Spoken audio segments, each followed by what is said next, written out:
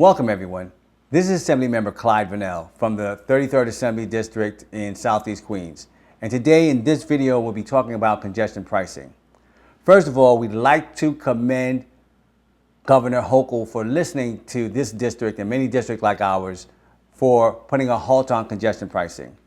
I also would like to thank this community for participating on our multiple surveys on your opinions about what you think about congestion pricing, and over the time you have been overwhelmingly against the proposal of congestion pricing. Now keep in mind, everybody can agree that we have to make sure that New York has a robust and the best public transportation system that we can.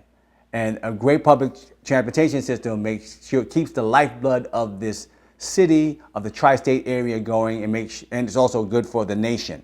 So we are making sure that we find the right places for right sources of funding for public transportation.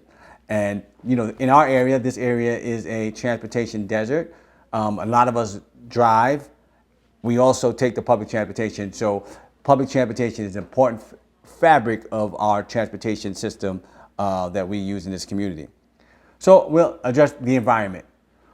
We were really concerned that the congestion pricing plan was going to transfer congestion from Midtown Manhattan to communities of color that are overly burdened with environmental issues, asthma, and other respiratory issues due to congestion.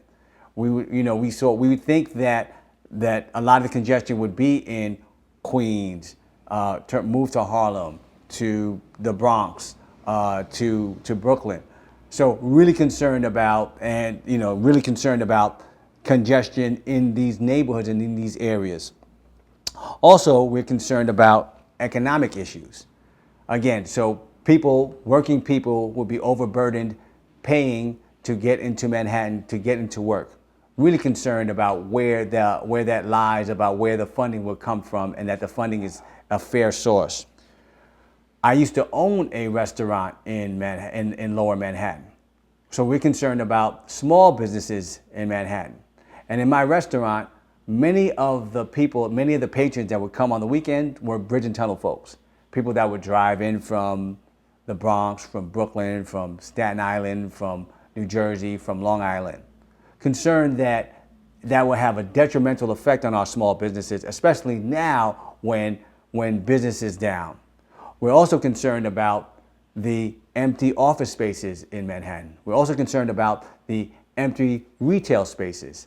Now is not the right time to have congestion pricing when we need to put a boost of business into New York City, into Manhattan for the entire region.